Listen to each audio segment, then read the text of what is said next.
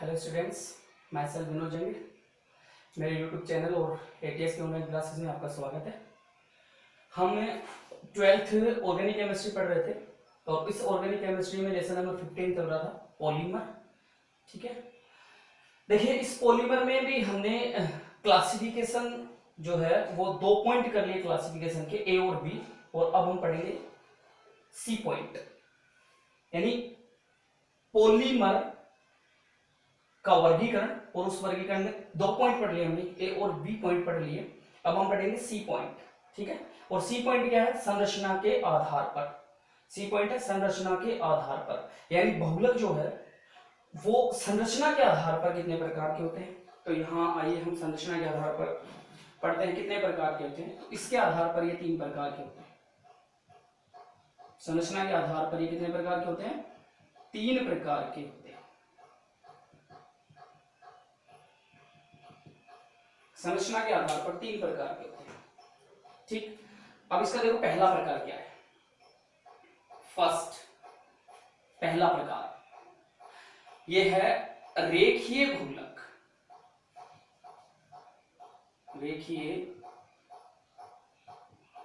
बहुलक, liner polymer बोलते हैं इसको, रेखीय बहुलक। अब इस रेखीय बहुलक में होता क्या है? देखो यहाँ पे इस रेखीय बहुलक में पढ़ेंगे। पहले मैं यहाँ पे इसकी एक संरचना बना दूं, एग्जाम्पल वगैरह बाद में देखेंगे इसके। एक स्ट्रक्चर इसकी है संरचना। देखो इस प्रकार से होता है रेखीय बहुलक संरचना। इसकी लाइनें पढ़ेंगे हम इसके आधार पर। ये कैसी होती है इसकी संरचना? देखिए ये है इस प्रकार से। ये एक सीधी और लंबी श्रृंखला है, मान ये है। इस प्रकार की सीधी और लंबी श्रृंखलाएं जो है वो ये है। अब ये दूसरी सीधी और लंबी श्रृंखला है, ये तीसरी सीधी और लंबी श्रृंखला है, ये चौथी सीधी और लंबी श्रृंखला है। इस प्रकार की जो बहुलक होता है उसकी सीधी और लंबी श्रृंखलाएं इस प्रकार की एक दूसरे के ऊपर जमी हुई होती है। देखो ये है, फिर इसके ऊपर ये जमी हुई है, फिर इसके ऊपर ये जमी हुई, फिर इसके ऊपर ये जमी हुई, लेकिन एक दूसरे के ऊपर इस प्रकार से जमी हुई होती है और इस प्रकार से एक दूसरे के ऊपर जम करके सुव्यवस्थित संरचना बनाती है। सुव्यवस्थित संरचना बनाती है। ये सीधी और लंबी श्रृंखलाएं एक दूसरे के ऊपर जमी होती है और सुव्यवस्थित संरचना का निर्माण करती है। और इसी कारण से इनके जो घनत्व है, गलनांक, क्वथनांक है और तनन क्षमता जो है उच्च हो जाती है, यानी कि एक निश्चित इकाई क्षेत्रफल में ये बहुत ज्यादा संख्या में आ जाएंगे, इसलिए इसके घनत्व, गलनांक व तनन क्षमता उच्च हो जाते हैं। तो देखो इसका रेखीय बहुलक, रेखीय बहुलक इस टाइप का होता है। इन बहुलकों में लंबी, देखो ये लंबी है, वह सीधी, सीधी का मतलब हो गया कि इनसे किसी प्रकार की कोई शाखा नहीं निकली हुई, ये सीधी है। ऐसे लंबी व सीधी श्रृंखलाएं, लंबी व सीधी श्रृंखलाएं एक दूसरे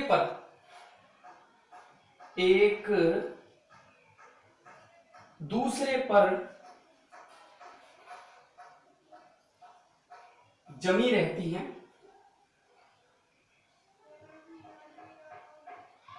एक दूसरे पर जमी रहती हैं तथा ये सुव्यवस्थित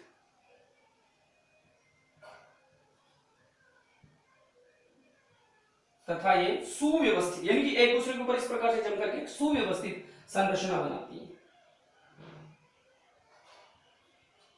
सुव्यवस्थित संरचना बनाती है।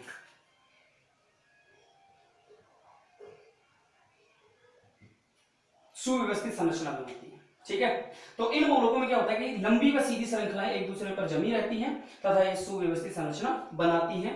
इस कारण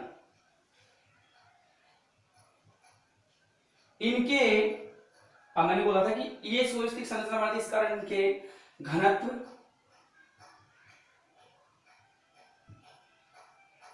गलनांक व तनन क्षमता, गलनांक व तनन क्षमता, ये घनत्व भी, क्योंकि ये एक दूसरे के ऊपर बहुत ज्यादा जमी होंगी इकाई क्षेत्रफल में, इसलिए इनके गलनांक, तनन क्षमता, घनत्व, ये क्या होते हैं, उच्च होते हैं, अधिक होते हैं। उच्च का मतलब अधिक होते हैं, उच्च होते हैं। ये है भाई रेखीय बहुलक, तो इनको रेखीय बहुलक कहा जाता है। तो इनकी घनत्व, गलनांक और तनन क्षमता क्या हो जाते हैं, उच्च हो जाते हैं, हाई हो जाते हैं। इसीलिए देखो इनके एग्जांपल देखो, एग्जांपल, ये इसकी संरचना होगी किसकी, रेखीय बहुलक की। देखो एग्जांपल देखते हैं, क्या होते हैं, उच्च, क्या, ये तीनों, इसलिए उच्च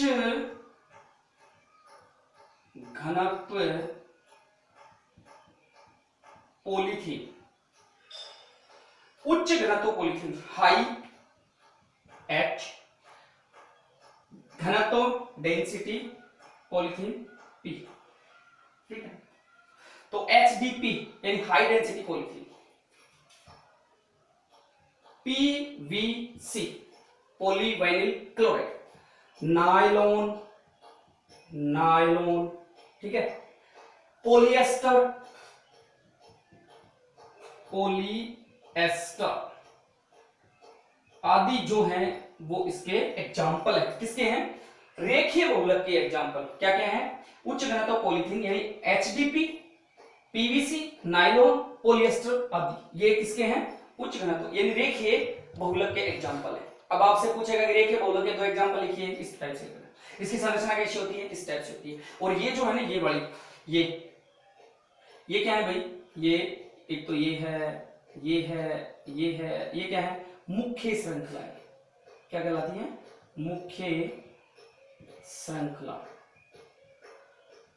एक कर दो, ये मुख्य श्रृंखला, ये सारी मुख्य श्रृंखलाएं होती है, ठीक है।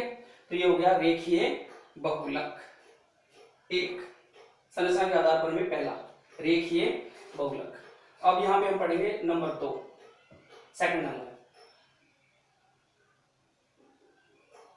साखित बहुलक। ये रेखीय था, रेखीय का मतलब ये देखो इस प्रकार सीधी रेखाएं, सीधी श्रृंखलाएं जो है वो एक दूसरे के ऊपर जमी हुई होती है। अब यहां पे हम बात करते हैं साखित बहुलक की, है ना, साखित बहुलक की। तो देखो यहाँ पे इसकी जो संरचना है नीचे बना लेते हैं, साखित बहुलक की।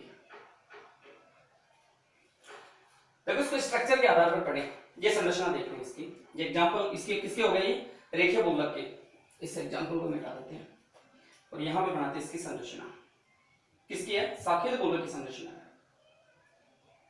संरचना देखो, इस साखित बहुलक में होता क्या है, जो मुख्य श्रृंखला हमने बनाई थी उन मुख्य श्रृंखलाओं में क्या लग जाते हैं, पार्श्व श्रृंखलाएं जुड़ जाती है। देखो जैसे ये श्रृंखला है, दूसरी ये श्रृंखला है, तीसरी ये श्रृंखला है। अब ये क्या हो गई, मुख्य श्रृंखला, मुख्य श्रृंखला, ठीक है। अब इस मुख्य श्रृंखला से क्या हो जाती है, इस प्रकार की पार्श्व श्रृंखलाएं निकल जाती है। ये ऐसे पार्श्व श्रृंखलाएं निकली होती है इस प्रकार की,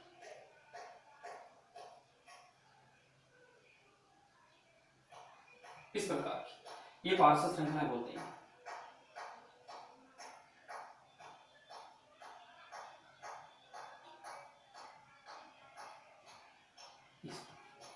इन्हें कहते हैं पार्श्व श्रृंखलाएं, ये वाली है ना, ये वाली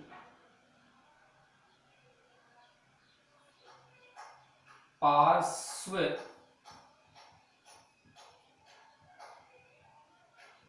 श्रृंखलाएं,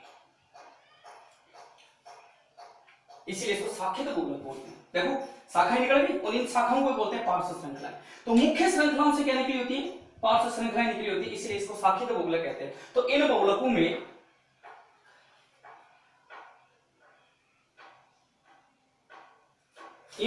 में मुख्य श्रृंखला से, किससे, मुख्य श्रृंखला से, चलो मैं इससे लिख देता हूं,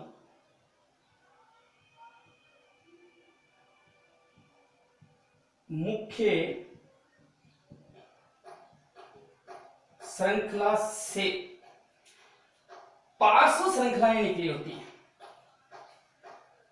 इन बहुलकों में देखो, इन बहुलकों में मुख्य श्रृंखला से पार्श्व श्रृंखलाएं निकली होती हैं। मुख्य श्रृंखला से पार्श्व श्रृंखलाएं निकली होती हैं।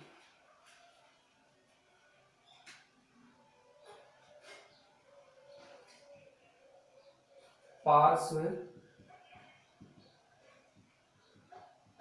श्रृंखलाएं निकली होती हैं। पार्श्व श्रृंखलाएं निकली होती हैं।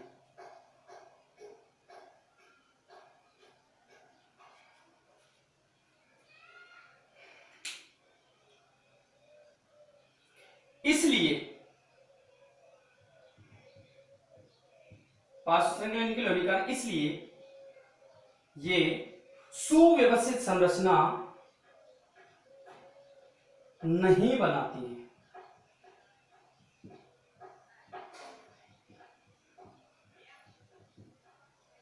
इसलिए ये सुव्यवस्थित संरचना नहीं बनाती है।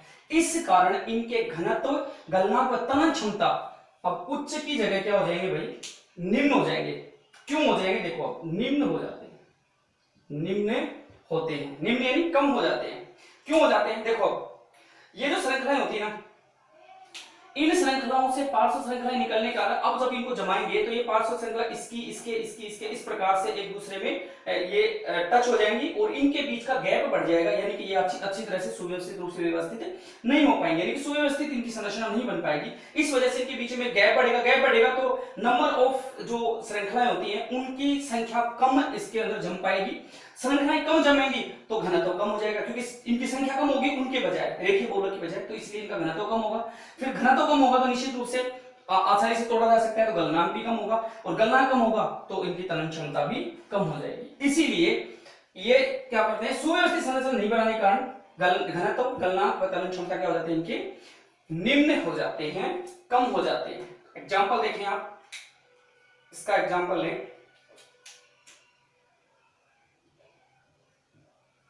ये है निम्न घनत्व पॉलीथीन, क्योंकि इनके घनत्व क्या हो जाती है, तनन क्षमता निम्न घनत्व पॉलीथीन, निम्न घनत्व पॉलीथीन, इसको बोलते हैं LDP, लो डेंसिटी पॉलीथीन। ठीक है, एमिलोपेक्टिन, एमिलोपेक्टिन, ग्लाइकोजन, ग्लाइकोजन, ETC जो है इसके एग्जांपल है। ग्लाइकोजन, ये देखो एमिलोपेक्टिन एक स्टार्च का प्रकार है, ग्लाइकोजन जंतु में पाई जाने वाली स्टार्च होती है ना, तो इनकी संरचना भी क्या होती है, साखित ही होती है, और निम्न घनत्व पॉलीथीन की भी संरचना क्या होती है, इसकी तरह होती है, साखित। ठीक है, तो ये क्या हो गए, साखित बहुलक नंबर 2। अब हम बात करते हैं नंबर 3 की। 3 प्रकार के होते हैं ना, दो प्रकार के हो गए, पहला हो गया रेखीय, दूसरा हो गया साखित, और थर्ड जो प्रकार का है, तीसरे प्रकार का है, वो है तिर्यकबद्ध जालक बहुलक, तिर्यकबद्ध या जालक बहुलक।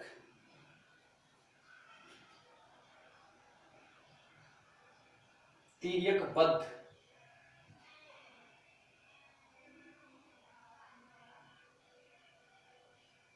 या जालक बहुलक। तिर्यकबद्ध का मतलब होता है कि इसकी जो मुख्य श्रृंखलाएं होती हैं, उन मुख्य श्रृंखलाओं के बीच में क्रॉस बॉन्ड पाए जाते हैं। क्रॉस बॉन्ड का मतलब होता है इस प्रकार से जो श्रृंखलाएं होती हैं, यहाँ पे देखिए संरचना इसकी, इस प्रकार से ये मुख्य श्रृंखलाएं होती हैं, ये रही, ये मुख्य श्रृंखला।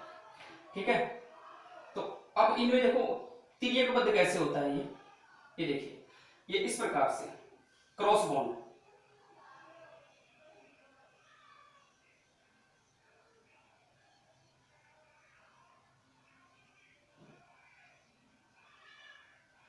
इस प्रकार से क्रॉस बॉन्ड, ये यानी इन श्रृंखलाओं के मध्य में ऐसे ऐसे ऐसे ये आपस में क्रॉस बॉन्ड के द्वारा जुड़ी होती हैं। तो ये तो क्या हो गई भाई, मुख्य श्रृंखला,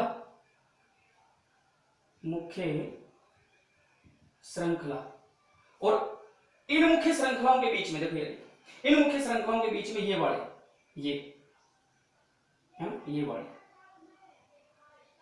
देखो ये वाले इनको बोलते हैं क्रॉस बॉन्ड। क्रॉस बॉन्ड यानी तिर्यक बंध। तिर्यक बंध इस प्रकार से ये तिर्यक बंध पाए जाते हैं, क्रॉस बॉन्ड बोला जाता है। इस प्रकार से तिर्यक बंध पाए जाते हैं। अब देखो ये क्या श्रृंखला इन क्रॉस बॉन्ड यानी तिर्यक बंधों द्वारा क्या हो जाती है, आपस में जुड़ जाती है। अब जब इनको खींचेंगे ना तो ये श्रृंखलाएं जो होती है ना, ये जो तिर्यक बंध होते हैं ना, वो इन श्रृंखलाओं को जकड़े रखते हैं, ये खींचेंगे नहीं। इसी कारण ये क्या हो जाते हैं, कठोर हो जाते हैं, दृढ़ हो जाते हैं। बस इन तिर्यक बंध के कारण ये क्या हो जाते हैं, कठोर हो जाते हैं, दृढ़ हो जाते हैं, है ना। तो देखो यहाँ पे हम बात करेंगे तो इन बहुलकों में, कौन से में, तिर्यक बंध या जालक बहुलकों में, इन बहुलकों में मुख्य श्रृंखलाओं के मध्य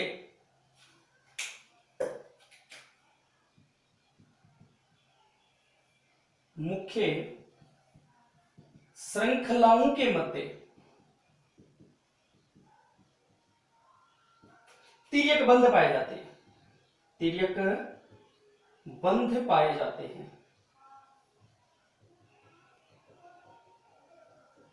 तिर्यक बंध पाए जाते हैं जिससे, अब देखो तिर्यक बंध पाए जाते हैं ना, जिससे देखो ये तिर्यक बंध पाए जाने का देखो ये नेट जैसे, जैसे नेट में नहीं होती ये ऐसे ऐसे नेट के जैसे, तो जिससे एक जाल जैसी संरचना बनती है। नेट जैसी संरचना जिसको जाल बोलते हैं, जाल जैसी संरचना बनती है। इसलिए ये दृढ़ व कठोर हो जाते हैं। इसलिए दृढ़ व कठोर हो जाते हैं। क्या हो जाते हैं, दृढ़ व कठोर हो जाते हैं, यानी कि ये दृढ़ व कठोर बहुलक होते हैं। तो क्या होता है, तिर्यकबद्ध जालकों के अंदर इस प्रकार से क्रॉस बॉन्ड पाए जाते हैं, तिर्यकबद्ध बंध पाए जाते हैं, जिसकी वजह से इनकी एक जाल जैसी संरचना बनती है और इसी कारण ये दृढ़ व कठोर हो जाती है। दृढ़ व कठोर हो जाते हैं। एग्जांपल देखिए अब इसका, एग्जांपल है इसका क्या होता है तिर्यकबद्ध जालक बहुलकों का। देखो वल्कनीकृत रबड़, वल्कनीकृत रबड़, प्राकृतिक रबड़ जो होता है ना, उस रबड़ को सल्फर के साथ गर्म करके वल्कनीकृत रबड़ बनाया जाता है, वल्कनीकृत रबड़। दूसरा होता है बेकेलाइट, बेकेलाइट, बेकेलाइट एक बहुलक है, जैसे इलेक्ट्रिक स्विच बोर्ड जो होते हैं ना, वो इसी के बहुलक के बने होते हैं। मेलामीन, मेलामीन, फॉर्मेल्डिहाइड रेजिन, फॉर्मेल्डिहाइड रेजिन, ये भी एक तरह के दृढ़ बहुलक है। आदि जो भी हैं वो इसके एग्जांपल है। तो आप ध्यान रखें तिर्यकबद्ध या जालक बहुलक के एग्जांपल क्या हैं, वो हैं वल्कनीकृत रबड़, बेकेलाइट, मेलामीन, फॉर्मेल्डिहाइड रेजिन आदि इसके एग्जांपल है। तो ये आप वर्गीकरण याद रखोगे, है ना, और उसके एग्जांपल जरूर याद रखो, एक एक दो याद रखो। तिर्यकबद्ध बहुलक के एग्जांपल बताइए, साखित बहुलक के एग्जांपल बताइए, रेखीय बहुलक के एग्जांपल बताइए। इस प्रकार से आपको एग्जाम में क्वेश्चन पूछा जाता है, तो इसी टाइप के क्वेश्चन आते हैं, है ना, तो ये याद रखेंगे। तो आई होप आपको वीडियो पसंद आया होगा। अगर वीडियो आपको पसंद आया है तो वीडियो मेरे YouTube चैनल को लाइक कीजिए और अपने दोस्तों को शेयर कीजिए इस वीडियो को, ताकि उनको भी इसका फायदा मिले। ठीक, बाकी चैनल को सब्सक्राइब जरूर कीजिए। ठीक है, थैंक यू सो मच।